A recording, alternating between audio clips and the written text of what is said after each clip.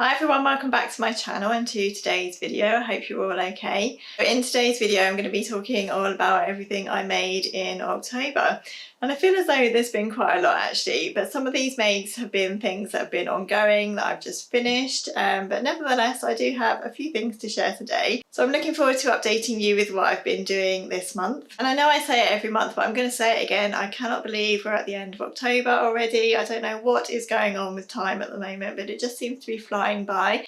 I feel as though I've just been saying that the children are back at school in September and now we're almost breaking up for half term.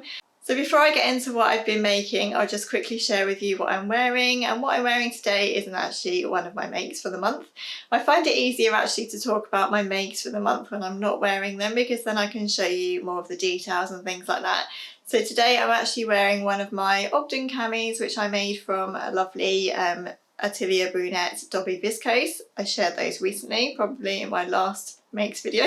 I'm wearing it today with one of my Logan shackets, and this one is made from a yarn dyed viscose linen fabric, so it's really nice and warm and soft and drapey, and I love this one. It's kind of got a denim look to it, which I really like, and I find that I wear this one quite a lot. So I'm going to get straight into it because this could make for a very long video if I don't get on with things. So the first thing I made in October, probably because it was the cutest and I really wanted to get on with it, was my Studio Seren Panda Bear.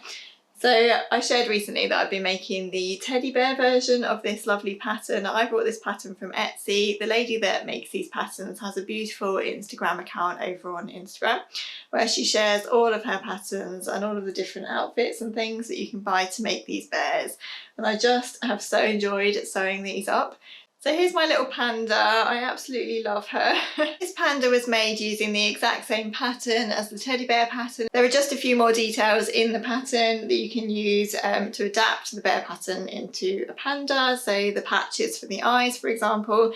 And then of course, instead of just making the bear from the exact same fabric, you use a black fabric for the ears and the legs and arms as well, so that it's a panda instead of a normal teddy bear.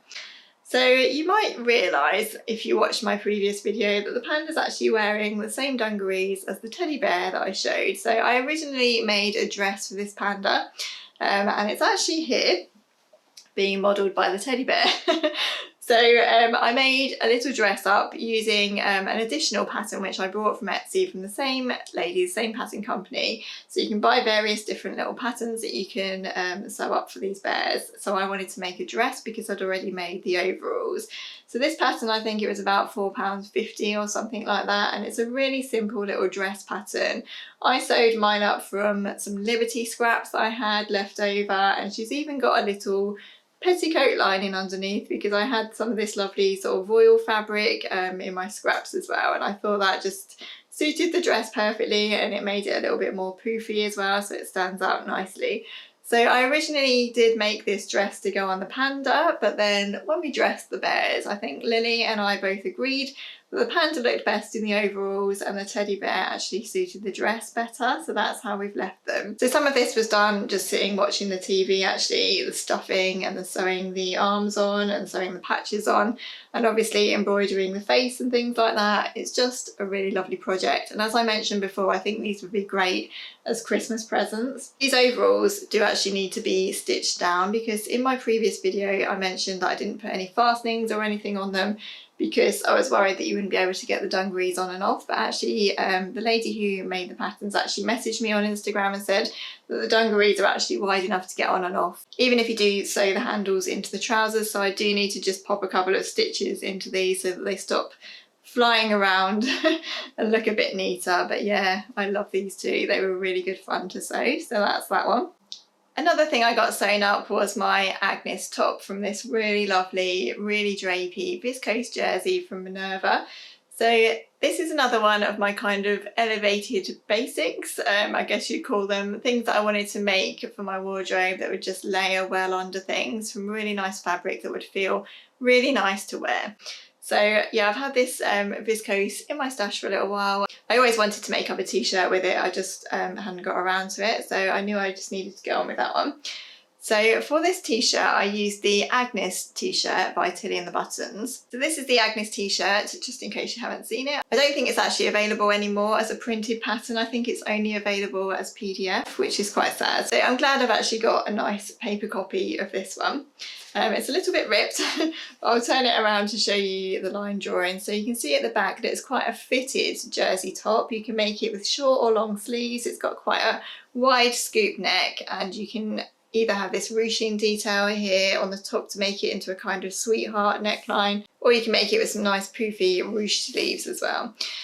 So yeah, a few different options. So for my version, I actually this time adapted the pattern slightly. So if I show you the line drawings again here, you can see that the lines of the t-shirt actually kind of shape in at your waist to give you that really fitted feel. And you can see from the front illustration here, or the photo, that the top is actually quite fitted.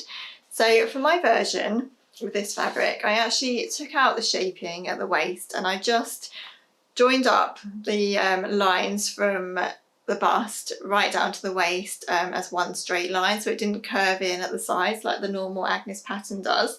And that worked really nicely because I really like the neckline on the Agnes top. I really like this scooped neckline. I don't find it too low on me. It's just about right really, and it feels really comfortable. So yeah, I took the shaping out and just had it straight, and I found that that worked really nicely, and it worked really well in this lovely drapey viscose. So I had to take my time with this one because it was super slippy and super sort of drapey, quite difficult to work with as jerseys go, so I did need to take my time with it. I did overlock inside, and I actually twin needled all around the neckline as I normally do anyway, and then twin needled the hems and the hem at the bottom as well. So I felt as though I took my time with this and tried to get it really nice. And yeah, I'm really pleased with how that turned out. Just a nice simple white t-shirt. But a funny story with this one, I don't know if you remember, I actually shared that I wanted to make a long sleeve version of this t-shirt, and I wanted a long sleeve one so that I could layer it under things like what I'm wearing today, my Logan jacket and my cardigans and things like that, to keep me really warm in the winter time. And I made this t-shirt up, not even remembering that I'd said that, and made it with short sleeves without even thinking. And I was talking to my mum when she was round one day, and I said I'd made a t-shirt. She said, oh yeah, I saw that on Instagram. And then I thought, hang on a minute, I actually meant to make that with long sleeves. What was I thinking? So I just completely forgot that I meant to make that with long sleeves. So there you go, I'm going to have to make another one now, aren't I? But as a short sleeve t-shirt, I really like it anyway. This will be great for going under things. Really good, really nice and comfortable, and yeah, just a good wardrobe basic. And I must make a long sleeve one as well. The next thing I made was my toaster sweater by Sew House 7. So this is the toaster sweater pattern. So you can see that it has two versions. You can make it with a funnel neck and long sleeves and a big wide cuff or hemband, or you can make this lovely drapey A-line style with a funnel neck, I believe that's called. Thank you if you let me know what that was called in my previous video when I couldn't think of what that neckline was called. So I've had some lovely fabric in my stash for a while to make this version 2 of the toaster sweater, and here it is.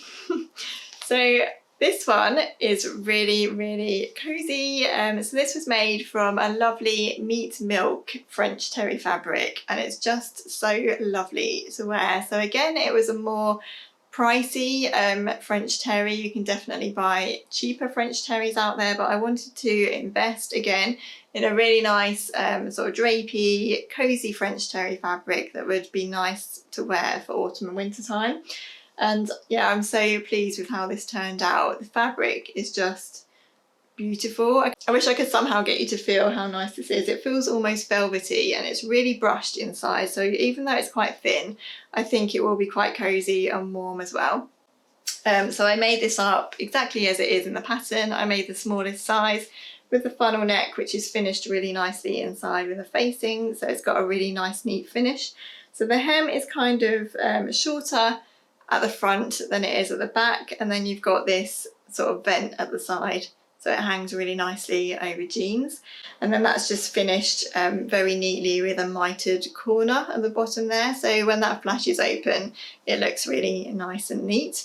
I actually invested in some more overlocking thread for this because I only have black and white overlocker thread and like a tan colour, which I have left over from a big project that I did for someone quite a few years ago. I don't tend to buy very many overlocking thread colours, but for this one I didn't really want it to have black or white overlocking because I knew that you would see it when it flaps up like that. So I did actually buy some brown overlocking thread. I think I bought it from Amazon, but it was that old curse of buying things online when you can't really see the colour match properly.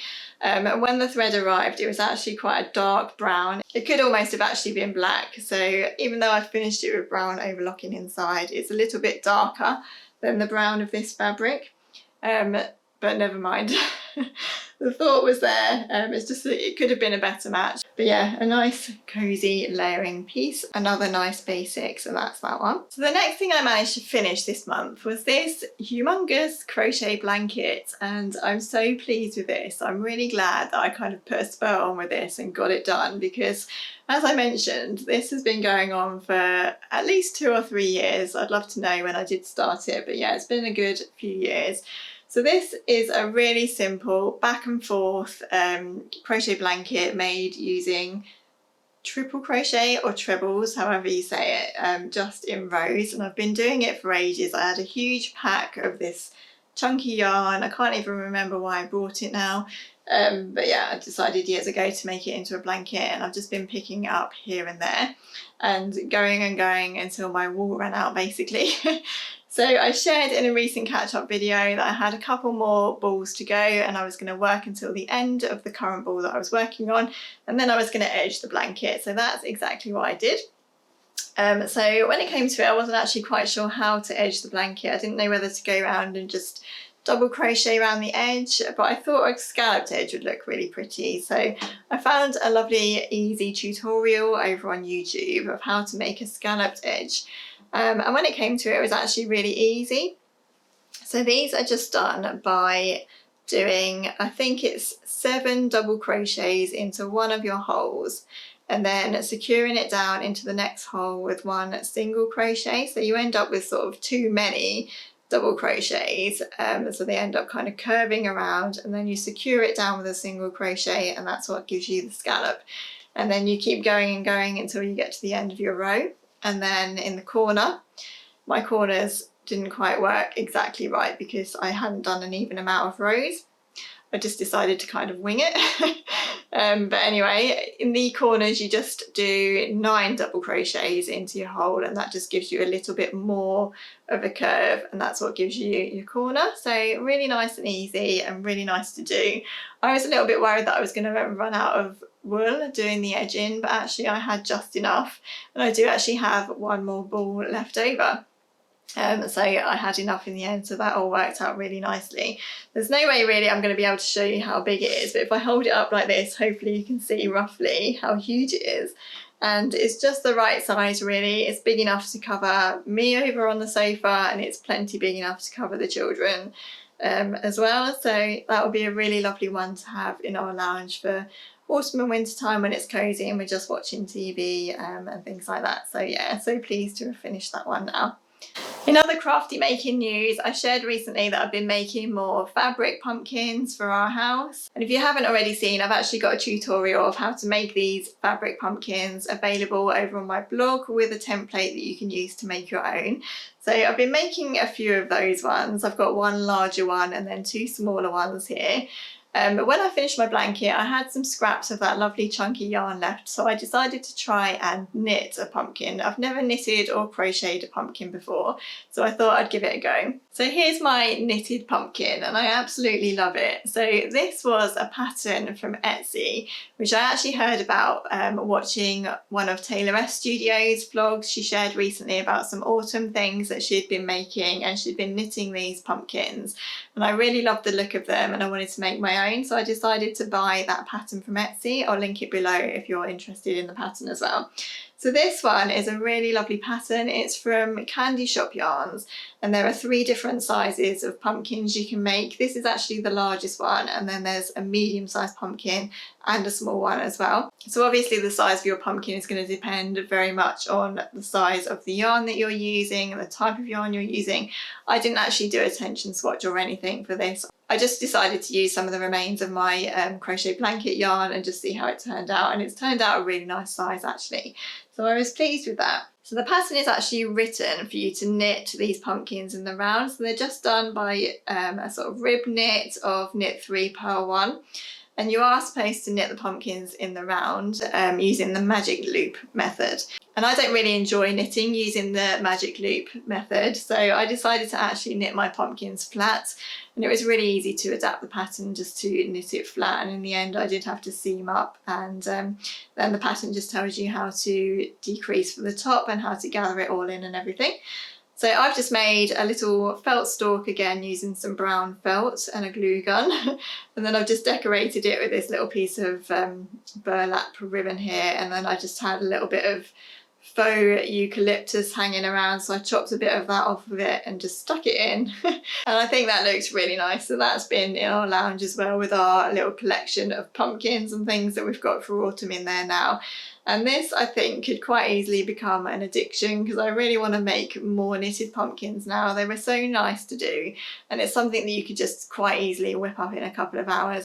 They are very addictive, so I'll leave the pattern for that one down below. But yeah, I just love it. It's been really nice actually to be doing some other crafts as well as knitting and sewing garments. So making the toys and making the pumpkins has been really good fun, and I've really enjoyed decorating the house for the season this year. We normally do it anyway, but I think this year I've kind of introduced a couple of new things, and it's been really nice to just have a go at a few different things. I'd love to try a crochet pumpkin next and see how that goes. I've seen a few patterns around, so I might have a go at that half term, we'll see. And then finally, I think I've saved best to last again. I managed to finish my trench coat before half term. Yay! I'm so pleased that I managed to get this done, but my word, it was a challenge. I think this make was my most challenging and probably my most proud make yet. So this is literally just hot off the sewing machine actually. I only finished this yesterday. But I wanted to include it in this video because of course it is an October make, and I did share that I really wanted to get this done before half term. So here it is. So where do I start with this one? I recently shared about the twirl that I was making. I did make a couple of changes to the pattern in that I altered the armholes to make them a little bit wider, because in my twirl I found that they were coming up a little bit tight. I'll link below the video where I talk a little bit more in more detail about the changes that I made to the pattern. But yeah, here it is, it's all finished. So this is the Jack Trench pattern by Ready to Sew. It's the first Ready to Sew pattern I've ever made. It was a really nice pattern. I think this pattern is really well drafted in terms of how everything comes together. In terms of the instructions, I would say in some places they're really detailed, but in others they're really vague.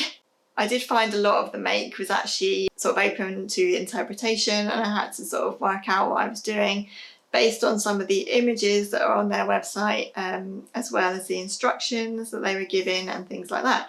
So the printed instructions that come with the PDF are pretty vague. I did find that on the website there is a sew along, which includes more photos. Anyway, so things about this pattern. So I love the style of this trench. It's perfect for me. If I turn my dress form Lady McElroy, as she's known in this house, around, you can see the back detail. So this is like a casual take on the trench coat. So it has this sort of gathered collar. This has a little drawstring channel here, and you thread a ribbon through it. It's got the storm flap at the back, and then it's got the pleat down here. There's a gathered drawstring at the waist here as well.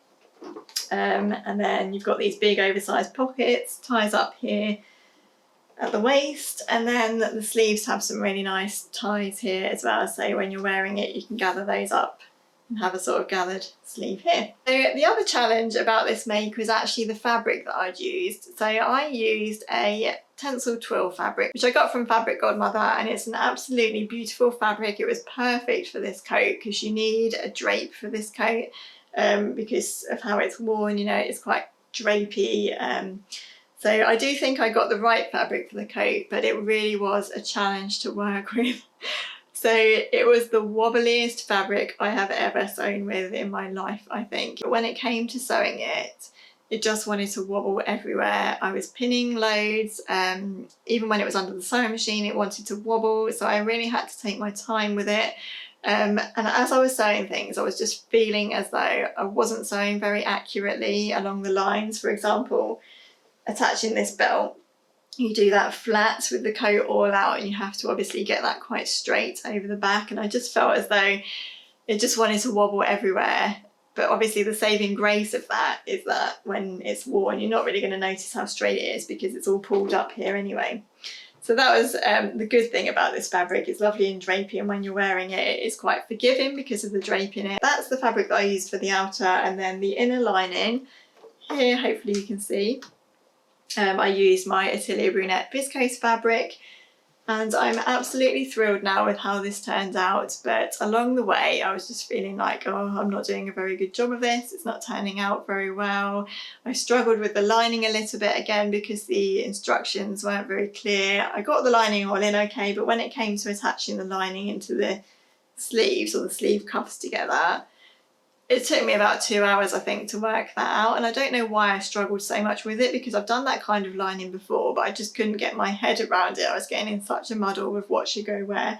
But anyway, I worked it all out in the end and it turned out well. But this was one of those makes where I just had to put it on the dress form and leave it and walk away from it.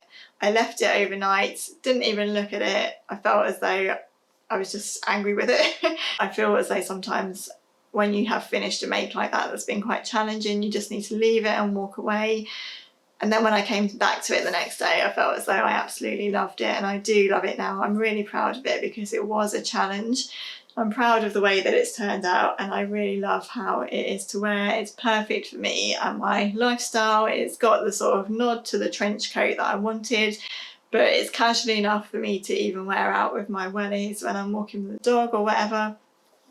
You can wear it with trainers, you can wear it with boots, you can wear it with anything really, and I love the drape to it. It just feels really nice and casual and easy to wear, and yeah, I absolutely love it. I'm so pleased that I had a go at that trench coat, and I feel as though I've got some new skills under my belt now, so yeah, I'm pleased with that. So that's everything I made in October. I hope you like everything I made. I feel as though I waffled a little bit there about the trench coat at the end. If you would like any more details about that make, let me know in the comments below. I could always go into more details in a blog post or something like that. But yeah, kind of waffled my way through that. Let me know in the comments, as always, what you've been making in October. I'd love to know. And if you are on half term as well this week, I hope you have a really lovely break. Please don't forget to subscribe to my channel if you haven't already. I'd love to have you as a subscriber. And if you have enjoyed this video, please do leave a like, because that does help me with the YouTube search algorithm and things like that I don't understand really, but I think leaving a like does help me out. Take care everyone, have a lovely day, and I'll look forward to seeing you in my next video. Bye.